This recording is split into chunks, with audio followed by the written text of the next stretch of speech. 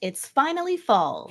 Back to school, back to work, and back to upgrading our PPC skills. Today, I've got 3 standout speakers who will show you how to activate Google Ads Advanced Mode.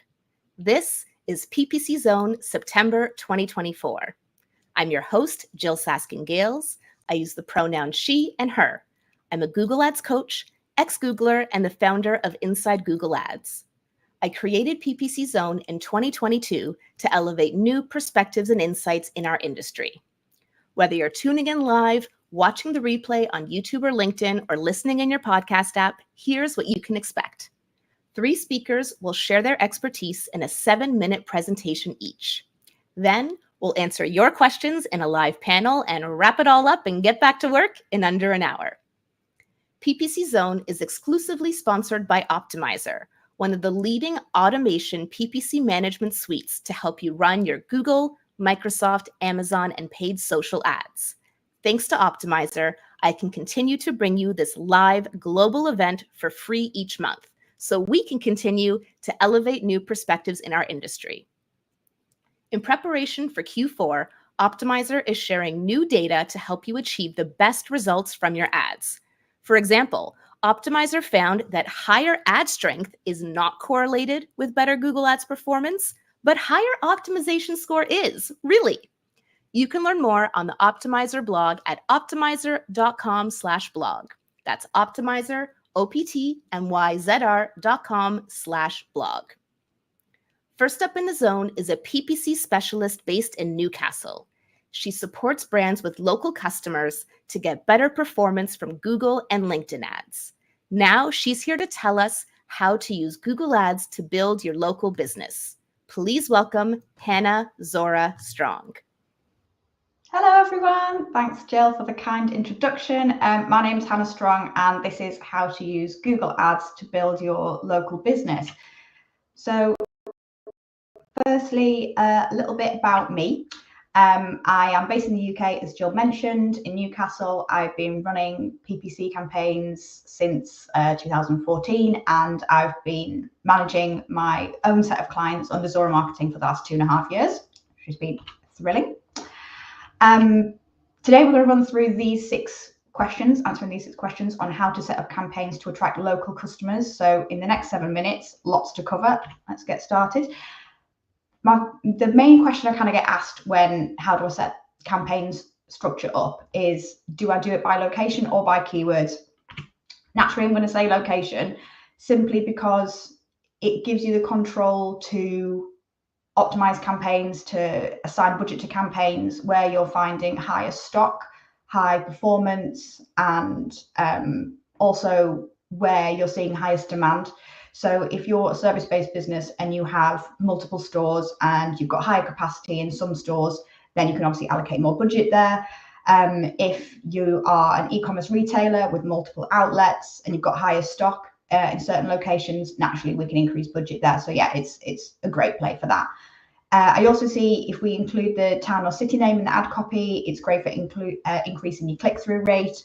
And you can also A/B test your landing pages. So I've got one of my clients, they're a service-based business. We tested, do we either drop someone on like the location-specific page with like opening times and services, or do we drop people onto the service-specific landing page? Which one has the better conversion rate? It's easier to test when you've got your campaigns set up by location as opposed to by keyword, in my experience. Location settings is the next big one.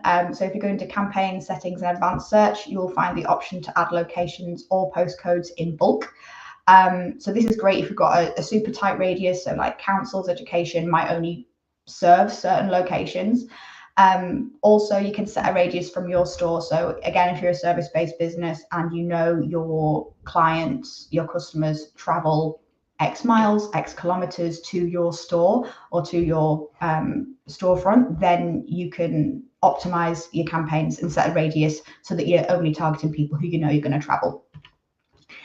The next location setting to cover is presence or interest, or just targeting by presence. My preference is always to start with presence only. So if you run like a cooking class, for example, you don't want to be targeting or showing your ads to people who have had a fleeting interest in where your cooking classes are hosted.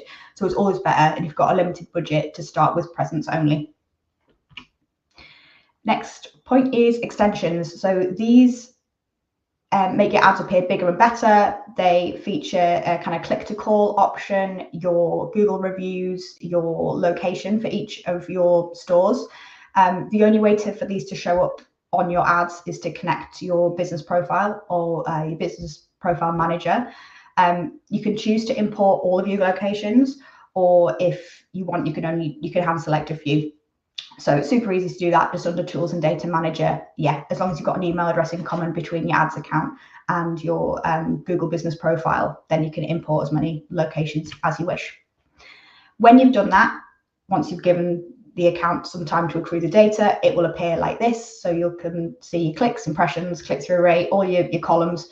That data will be populated so you can see the conversions, how you're performing per location as well, which is pretty cool. No kind of discussion about about locations wouldn't be complete without shop visit tracking. Google defined this as the number of visits to your physical shops after ad interactions such as text, clicks, or video views. It is worth noting, though, that visits are attributed at the point of click or the point of video view, not when someone actually visited the store. So you need to make sure you keep checking on your reports, keep going back to make sure that you kind of reporting retrospectively on when that click happened, and then obviously a shop visit would hopefully follow suit. Now, Google can be quite vague about when you become eligible. There isn't any set party line on you need X spend per month, number of stores, or number of impressions. There is no single line from Google that says this is what you need to meet criteria. When your shop visits start to appear in the account, these 5 checks will take place. So status is how often, like Google give a check like every 24 hours to make sure your locations are still active from your business manager. Obviously making sure your ads account is linked to the business profile manager as well. Campaigns, making sure they're running location assets, making sure your shop locations are verified. So most people have already done this, where you kind of enter your location, Google will send a postcard out, and then you have to enter the code on that postcard to show your store location is verified. Now, yeah, data thresholds is the biggie. Their terminology is, does your account pass model quality and privacy requirements? Again, there is no kind of, you need to have X many visits in over a 30-day period. So we have to be a little bit inventive with that. So in my experience, Google generally requires at least, well, for my clients that have more than 2 stores, we generally get approved for store visits quicker, and also in high traffic locations. So I've got one client, they've been spending 10K plus for 12 months on ads, but because they're on a trading estate that gets low footfall, I feel like that's what is stopping them from being eligible for shop visits. So yeah, you have to kind of play Google at the game. So if you're on a high street or shopping center, you should be more eligible more quickly, fingers crossed. Little bonus tip for you here. If you have campaigns running on a maximize conversion value or a target ROAS bidding strategy, you could also set a shop visit conversion value by taking your in-store purchase rate and your average order value. So if you've got footfall counters and 10% of people who visit go on to purchase, and your average order value is £50, you can set the shop visit value as £5. So that really helps the algorithm optimize for store visits as well as e-com, because if you don't do that, then Google might discourage showing your ad for shop visit optimization, basically. So, and also when you set up Performance Max, you can obviously select store visits as your metric. Last one, local services ads, conscious of time. Local services ads are relatively new to the ad format kind of ecosystem.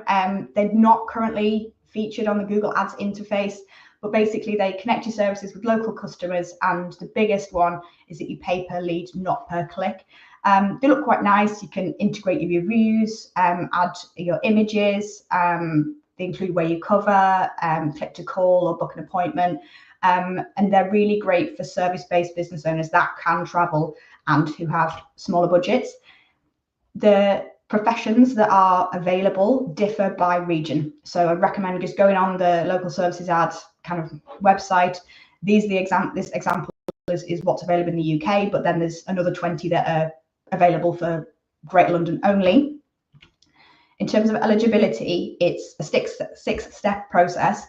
The insurance basically covers when it says Google guaranteed on the ads, you are guaranteed, because then Google's guaranteed. Obviously, if there's an error, hopefully not. You're linked to Google business profile, recurring theme. Your business is registered. You import your customer reviews. You set a budget per week, not per month, and then obviously add in your credit card details. And then when you go to set up your profile, you just add your company details, set your bidding strategy to max leads or max cost per lead. The job types add like micro categories. So one of my clients offers flooring installation, and then within that there'll be options to, you know, toggle on like wood flooring or laminate flooring, tile flooring. So within each service there is a sub-service option. You can add your photos, add how you choose to receive leads, working hours, so you can only be contacted and your ads will only show when you're available to respond to a lead, and then your service areas as well for cities, counties and postcodes. So yeah, great for small businesses, service-based businesses, wherever you are. That is me. Thank you very much for hearing me, and I will hand back to Jyll. Thank you so much, Hannah, for sharing your unique perspectives and insights with us in the Zone. If you'd like to connect with Hannah Zora Strong, you can find her on LinkedIn. And be sure to stay tuned because we are going to have Hannah and our other speakers joining us for a live panel in a little bit. So if you have a question for her and you're watching this live on YouTube or LinkedIn right now, go ahead and type your question into the chat and we'll get to it in a little bit.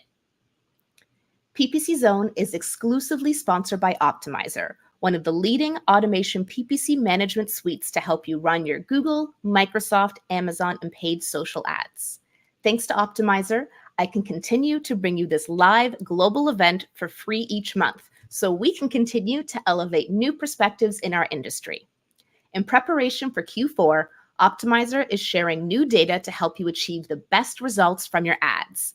I've had a sneak peek at some of the upcoming unreleased data about bidding strategies, and let me tell you, you don't want to miss it. Bookmark the Optmyzr blog so you can see it as soon as it comes out. It's at optmyzr.com/blog. That's Optmyzr, optmyzr.com/blog. Next up in the Zone, this speaker is a digital advertising marketeer at AdWise in the Netherlands. A self-proclaimed technical Google Ads and GTM nerd, he loves talking about all things Google Ads. Now he's here to discuss leveraging ChatGPT for PPC. Please welcome Alfred Simon. Hi everyone, thank you very much, Jyll. And let's go into how we can use AI in Google Ads.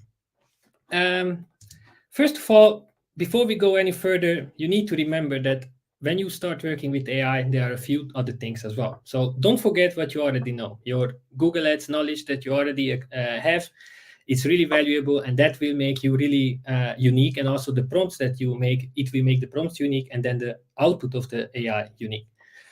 It's not just ask for it and it's done. You still need to do the work, write the prompt, talk with the AI tool, and really work on it. So it's not just set it and forget it. And the only limitation is your imagination. So you can basically ask for anything. So like literally for anything. And that might sound crazy, and it is. And you might also ask, what's the catch in this? Well, the catch is that how are you going to ask for that anything? How you can ask for something that you didn't even know that existed before? So think about this like going into an Italian restaurant when you are in Italy. So you go to a local restaurant, you get the menu, you see something on it, you order it, and then you get what you asked for basically. But that's like using basic prompts. The next level would be to go a bit further and ask the waiter, hey, what would you recommend for me from this menu? That's going a level further, but you can still change it based on what he offered because you can see what you will get. And then the special one is when you ask the waiter, okay, surprise me. So just give me something, what's your best, what's your really local. And that's something like using quality prompts to get AI's hidden potential. Because another thing that we need to understand about the AI tools is that I call it the misty middle. So AI tools, to run them, cost money. So OpenAI obviously has to pay the bills. And the easy answer is doesn't use a lot of computing power. So you give a basic prompt, you get a really easy answer, because the easy answer is really easy to get for the AI machine. Doesn't cost much money. Your job is to push that AI tool out of that misty middle, so you get a unique answer. You get something special, not just a basic one. So you make the AI tool work a bit more than usually. Use something like, give me 5 unique solutions for this, or give me 5 surprising methods that can solve my problem. And for this to make it work, I was thinking about how I can make this work. And I started to think about this as a framework, and I introduced it for myself, the AI characters. So the thinker, where this is the brainstorming phase when you think about that special and you find out about that special with the help of AI. Then you have the doer phase, the doer character, where you apply what you learned in the thinker phase, when you apply that special thing. And then comes the coder, when you actually just code it, so you never have to work with it anymore because it's automated. You just have to check it if it works, and then that's it. And to go further, I know everyone is here for the cases, so let's get into that. I brought you a few use cases to inspire you and to show you how you can actually make something special with AI. This is one of our clients. It's a recruitment client, so they hire people for certain jobs.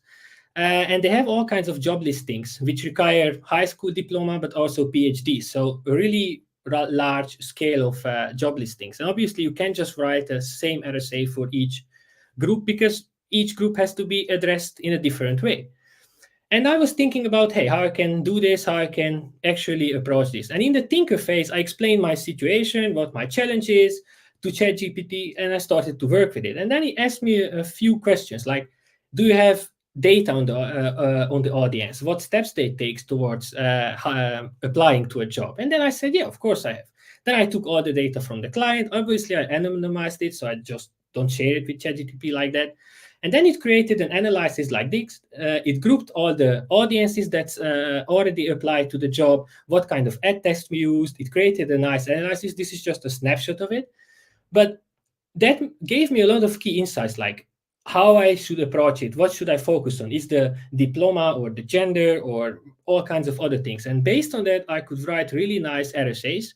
In this phase, the coder phase is missing because, you can't really code this further than this. But in the next one, this is also a recruitment client, and maybe something that also for a local business can be useful. This company is promoting job listings for working in a restaurant, like waiters and things like that. And they only want to advertise in certain regions. And based on the feed, we already had a location. So we knew that, okay, this job listing is only for Amsterdam. But the feed obviously is dynamic. So one job listing is live for a week, another one for a month, and it's changing constantly. And I wanted to do this automatically. So I add the location automatically to the Google Ads campaign. But to do that, you need to use your location radiuses. And for the radiuses, you need coordinates. So I explained to AI, hey, I have this feed, I have the location in it, but I don't have the coordinates, and I want to do this and this and this.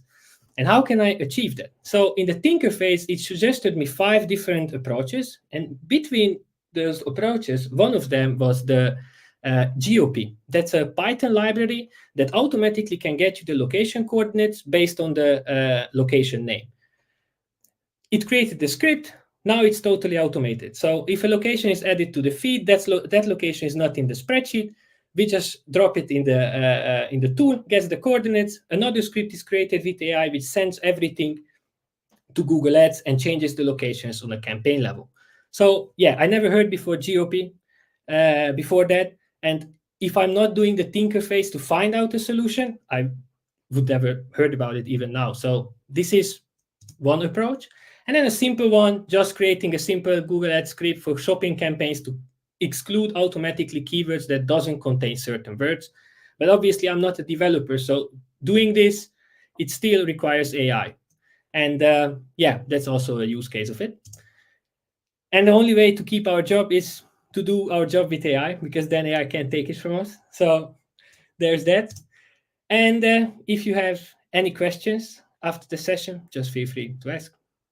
And I give the word back to Jyll. Thank you so much, Alfred, for sharing your unique perspective and insights with us in the Zone. If you'd like to connect with Alfred Simon, you can find him on LinkedIn. And as you mentioned, if you have a question for Alfred, go ahead and type it into the chat if you're watching this live on YouTube or LinkedIn right now, and we'll get to your questions during the upcoming live panel. If you're just tuning in, PPC Zone is exclusively sponsored by Optmyzr, one of the leading automation PPC management suites to help you run your Google, Microsoft, Amazon, and paid social ads. Thanks to Optmyzr, I can continue to bring you this live global event for free every month, so we can continue to elevate new perspectives and insights in our industry. In preparation for Q4, Optmyzr is sharing new data to help you achieve the best results from your ads. For example, Optmyzr recently found that higher ad strength is not correlated to better Google Ads performance. That may not surprise you, but maybe you'll be surprised to know that higher optimization score is actually correlated with better Google Ads performance. It's true. You can learn more on the Optmyzr blog at optmyzr.com/blog. That's Optmyzr, optmyzr.com/blog. Our final speaker in the Zone today is the PPC lead at Bowhurst, a private company database tool based in the UK. She is an international speaker, a platinum Google Ads product expert, search engine land contributor, and girls in marketing mentor. We're about to hear her explain how to have fun with B2B lead gen. Please welcome Sophie Logan. Hi, everyone. Thank you for that lovely introduction. That was so sweet. So I'm going to quickly talk to you about how we can have a little bit more fun with B2B lead gen. I think we see a lot of information out there about how to be effective with it, how to do a good job, but my kind of take on this is how you can actually still enjoy your job as a marketer at the same time as getting killer results for your clients. So I've got 5 tips and tricks for you. So first up is to step away from solely focusing on search campaigns. If I had £1 for every time that I did an audit of a B2B lead gen account and they were only running search campaigns, I would be quite rich. What we really need to be doing is thinking about a more well-rounded strategy. We're not just capturing that demand, we need to generate it as well. Obviously, that's great from a business perspective, getting them more leads, getting them more better reach. But for you as a marketer, it just means that you can try new things, work on new skills. Because honestly, if I had to only work on search campaigns every single day, I would get bored as well. So people really want to start thinking a little bit more about expanding their range. And that also comes into what type of platforms they run as well. We are all used to the major players, you know, it's the ones that we all see constantly being posted about, what people are talking about, but there is a ton of more platforms out there. Especially if you're anything like me, I'm B2B lead gen SaaS, so quite niche. There's actually a lot of platforms that I can use and I can utilize, which are quite niche to my target audience. So yes, it may not be Meta, it may not be Google, but there's actually a lot of other platforms that you could be utilizing to bring a little bit more fun and excitement into your day and let you spread your wings a little bit more. Again, for you personally, it's further learning, new skill sets, and again, for your business, because you want to get a good balance there, it's giving them more eyes on their ads and hopefully some new lead generation opportunities. This also brings me into my third point, and I know that this one isn't possible for everyone. I have been client side, agency side before. I've tried this and I know it doesn't always work, but I'm going to put it out there. Is to actually have your own little experimentation pot. I know from experience that it's very rare that I can just take money away from campaigns which I know are going to run, know that are going to get the leads, get the sales, to try something that might be a little bit risky, but you know, we want to give it a go anyway. So if you work for a business or you are working for an agency, see if there's any way that you can get an experimentation pot. Now, the caveat of your experimentation pot is that you will try your hardest to get leads. You will try everything that you can to make it work, but also without that caveat that it has to get those results. Again, that's why I like to call it an experiment or a testing pot, to really let the stakeholders know that you're going to try your hardest, but it may not always work.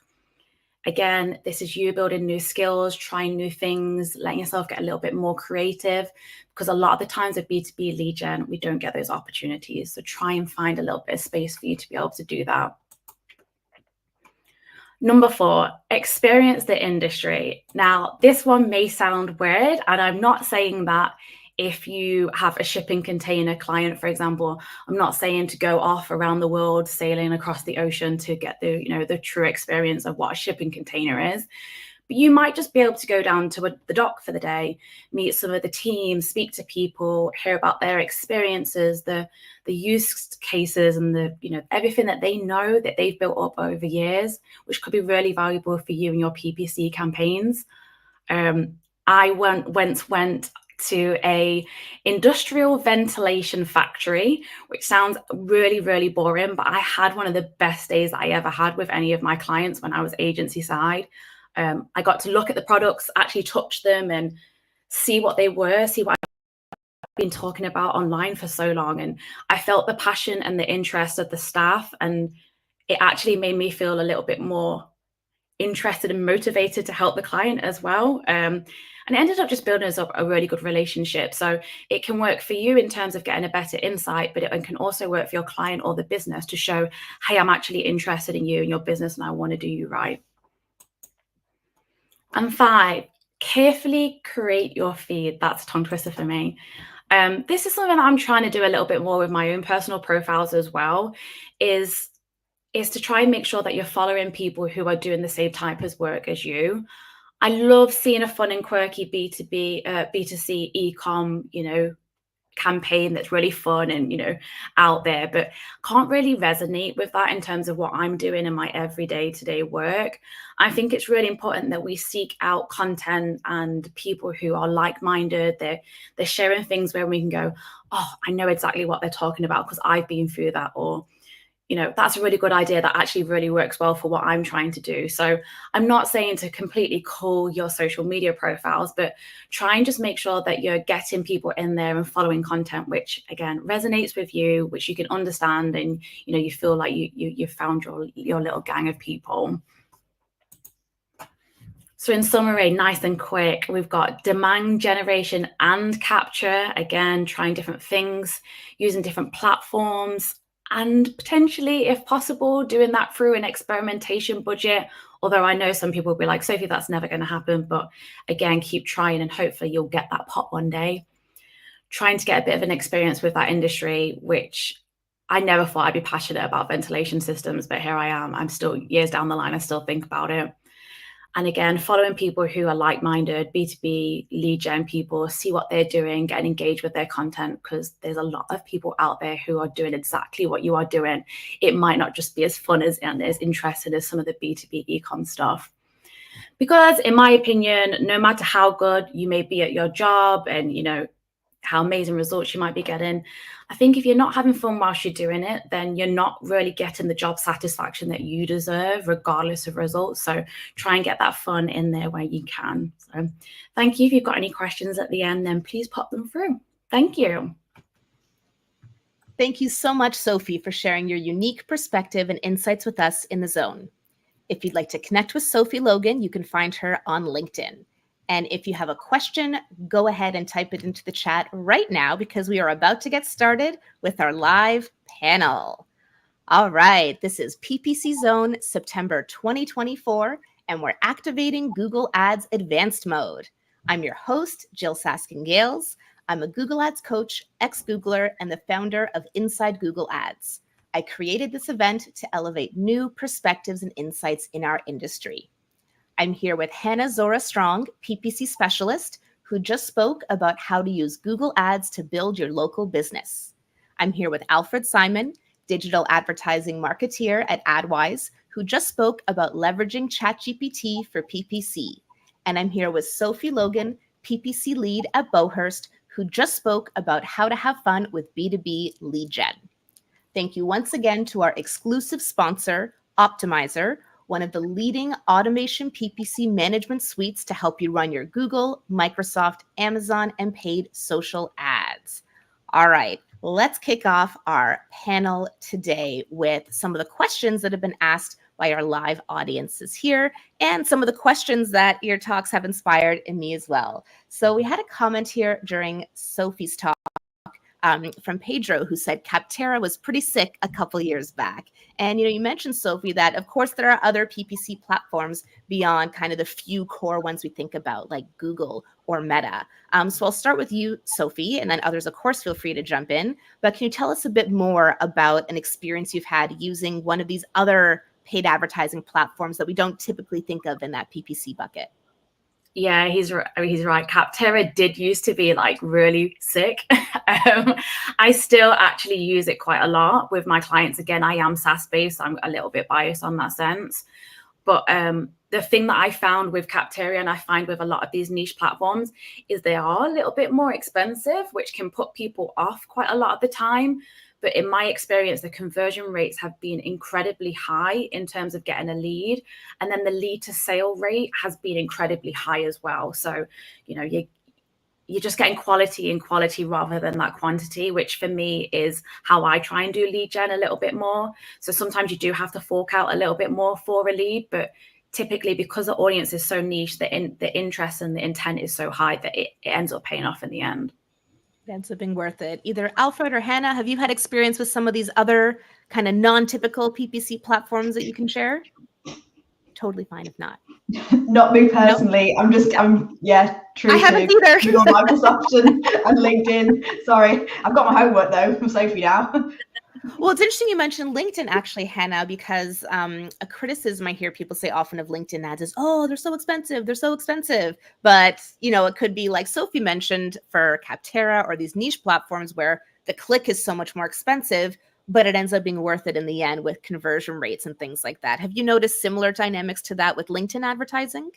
Yeah, so I think LinkedIn overall does get a bad rep for being really expensive, especially if you're trying to target the seniors, the MDs, decision makers. It's that group that are always going to be more expensive because there's more advertisers, more brands fighting for their attention. So that's naturally how the cost per clicks are more expensive. One way to cut through that I've found is by using in-mails. Now, again, in-mails do get a bad rep for is it like the junk mail of LinkedIn? But for a really well-targeted campaign, the cost per click I found, between 15 and 20 pence per open. Now, obviously that isn't per click because majority of in-mails when you open them will include a link to a website or a link to download a guide. But the cost per click to get attention instead of just scrolling, to get attention on your brand within the kind of the in-mail itself is way cheaper. And if you've only got a low budget, say if you want to set the minimum of £8 or $10 a day, then it's a really cheap alternative. Impressions aren't always as high. You're always going to get higher from a single image or video, but all of them have their place. Absolutely. And we actually have a comment here from Boris on LinkedIn who says, part of it is educating clients. You may have a client who sells something that's 6 figures or 7 figures. And so when your product can bring that much revenue, 100 euros a lead may not be so bad after all. Now, flipping a little bit to you, Alfred, you spoke about different ways you've been using ChatGPT for PPC. I'm curious if you've tried some of the sort of built-in Google Ads, generative AI stuff versus external tools, and how you find using kind of the campaign creation process to generate headlines and descriptions or keywords versus an external tool like ChatGPT. Can you tell us a bit about that? Yeah, of course. I tested them. I don't use them actively. My problem with that approach is that it tries to, it's nice for inspiration. So creating images, Google's AI is good. It creates really good images if you can give a good prompt and if you have a easier product to create an image about it. But I like to use the external tools because I still think at the moment, using AI is not just to write the text or create images and the boring thing, but to make us better and to do things for us that we can do. So for example, I can't code, or I can't use Python scripts, or I can't use GOP libraries like I mentioned, but with AI, I can do that. So, and then the Google Ads things that I have years of experience in, I can take care of it and maybe use AI as an inspiration. So tested it, creates nice text, but other than that, not much. I like that perspective, using AI to do something that you actually can't do, like writing a script, versus something that, you can come up with keyword ideas. That's not such a huge value add in comparison. That's a helpful framing of that. Now, coming back to Hannah, we had a comment from Miriam during our talk that you were sharing so much useful information, and I agree. And one thing you spoke about, which we don't hear PPC practitioners talking about a lot, is those local services ads that sit outside the Google Ads interface, but of course, very important for the local businesses that do qualify. So can you tell us, for someone who maybe has worked with Google Ads before, has not worked with local services ads before, what are some of the things that may be sort of counterintuitive or pitfalls or things that might seem a little strange when you're getting started with local services ads? I would say the main ways is very hands-off, not in the same way that like smart campaigns are hands-off, but no gripes.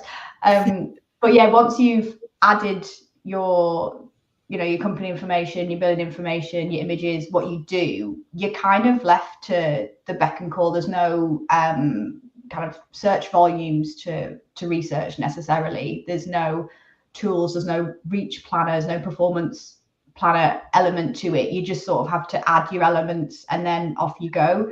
The main kind of options we have for optimization is obviously your budget and how much you're willing to pay cost per lead or target cost per lead. So when clients say, oh, well, what should my cost per lead target be? I'll generally say to look at the time that you're spending. If it's a service-based business, look at the time, look at your margin, look at your internal conversion rate, because you're not going to win or convert every single inquiry. So make sure you factor that in. So I'd say factor that in at setup, and then just test different budgets if you're getting good quality leads, and test different cost per leads targets. Test. And we have a follow-up question for you here. This is from Boris, and he asks, how on earth do you get it to spend? Sufficient budget, good images, high enough CPA bid, yet it doesn't really want to spend. I'm sure it depends, but sort of, do you have any go-to advice here you could share with Boris?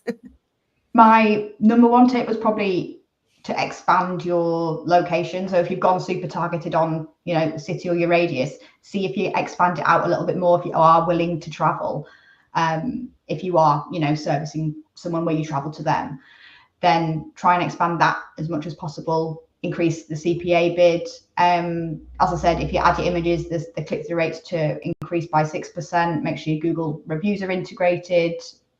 Everything that was in the profile options, make sure all of those are ticked.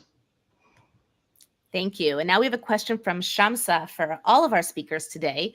They ask how much time PPC takes to activate Google Ads, and what common mistakes would you ask to avoid? So I'm going to take the second part of that question and ask each of you in turn. What's a common Google Ads mistake that you see that if you had a magic wand and could wave it, just no one would ever make that mistake again? I'm going to start with you, Sophie. What's a common mistake you would love to see people avoid with Google Ads? People running search campaigns without negative keywords. I'm still seeing it. We're in 2024 and I'm still seeing it a lot. Like, everyone thinks about their keyword list. At the same time, you should be thinking about your negative keyword list. I'd love the world to just stop with that. Stop with that. Okay, so whoosh, we definitely want to be using negative keywords. I'll come to you next, Alfred. What's a common Google Ads mistake you would love to be banished? Using unintentionally multiple conversion actions as primary and then finding out later about it.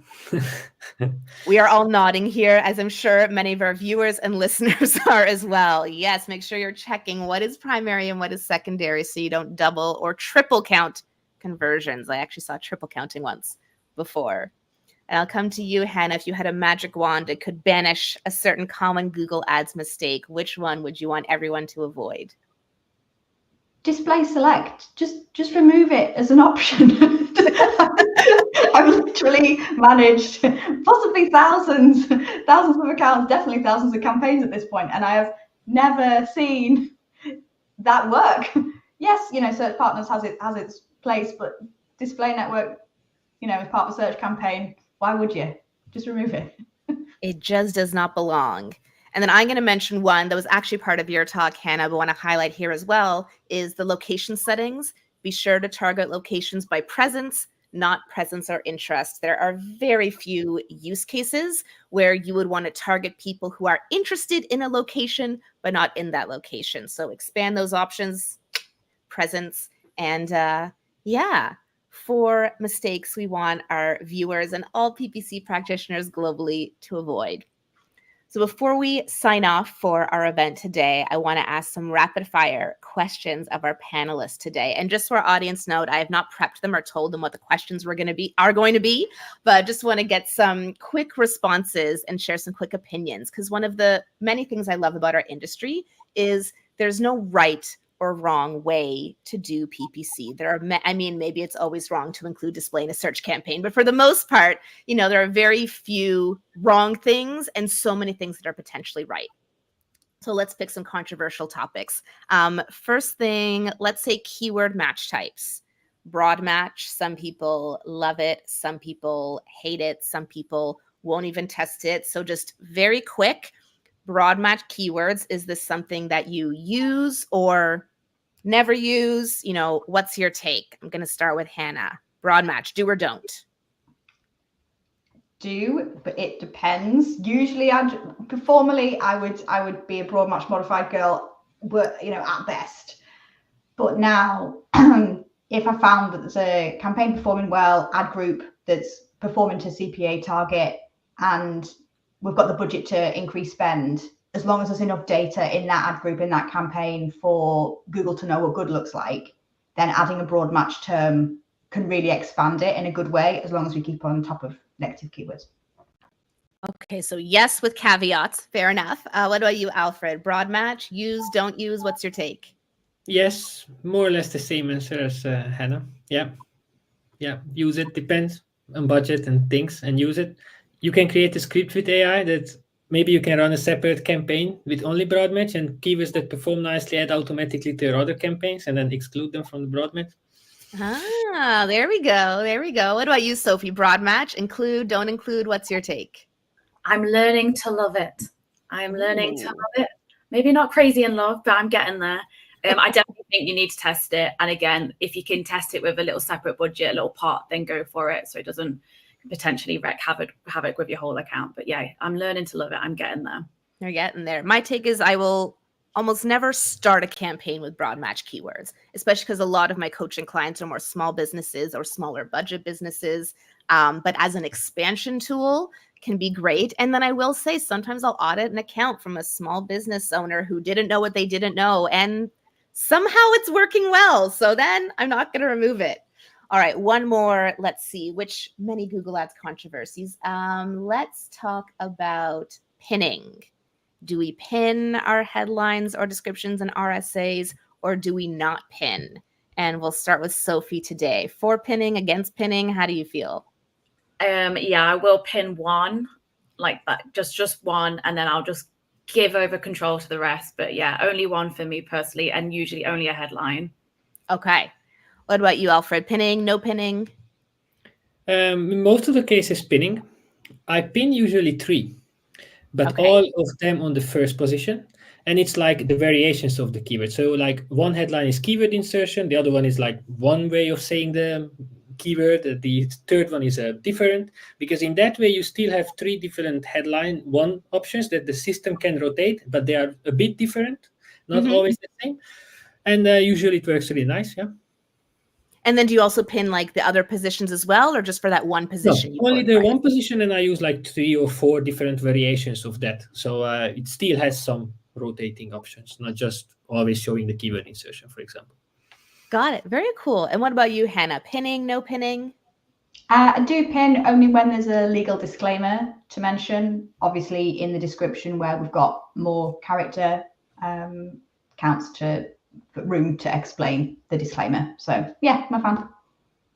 Interesting. Yeah, I'm in a similar, I don't pin unless there's like a legal or regulatory reason we need to do so. Otherwise, I'm quite anti-pinning, actually. I'm like, just let the algorithm live, let it do its thing. But of course, if there's a regulatory reason why we need to, I fully understand that as well.